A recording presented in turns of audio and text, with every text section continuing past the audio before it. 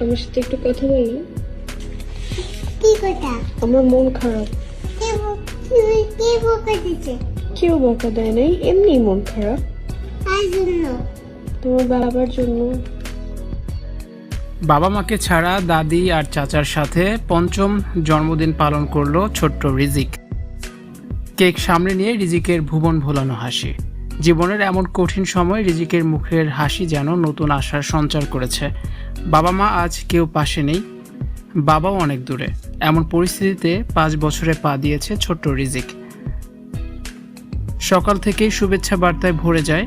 ইকরার বান্ধবীরা কেক নিয়ে রিজিকের জন্মদিন পালন করতে আসতে চেয়েছেন, কিন্তু রিজিকের দাদি চাচার চরম আপত্তি। এই সময়ে রিজিককে নিয়ে কেক কাটা যাবে না। তবে রিজিক চাচার সাথে তার এবারের জন্মদিনের কেক কেটেছে। হাসি মুখেই ছবি তুলেছে রিজিক। রিজিকের মুখের হাসি দেখে সবাই ভীষণ ভীষণ খুশি। রিজিকের চাচা নিহাল লেখেন, খুশির কান্না জিনিসটা আমি কখনো বুঝতাম না, কিন্তু আজ থেকে 5 বছর আগে এই দিনেই আমি বুঝেছিলাম খুশির কান্না আসলে কাকে বলে। তোমার জন্মের পর তোমার কানে আজানটা আমি দিয়েছিলাম।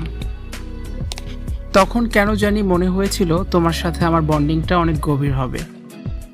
জীবনের অনেক বড় আর কঠিন একটা সময় পার করছো বাবা, কিন্তু আমি প্রতিদিন দেখছি তুমি আমার থেকেও অনেক বেশি স্ট্রং।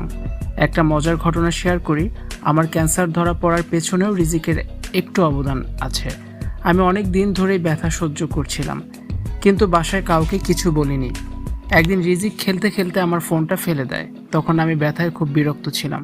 সেই অবস্থায় ওর দুষ্টুমি দেখে আমি ওকে একটু বকা দিই, আর সেটার জন্য আম্মু আর ভাবির সাথে আমার ঝগড়া লেগে যায়। তখন এক কথা দুই কথায় আমার ব্যথার বিষয়টা বের হয়ে আসে। যাই হোক, তুমি আমার জীবনের অনেক বড় আশা।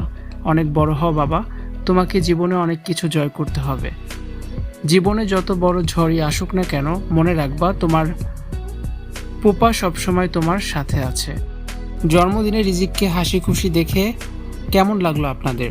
অবশ্যই জানিয়ে কমেন্টস করে দিন, আর ভিডিওটি শেয়ার করার অনুরোধ থাকলো।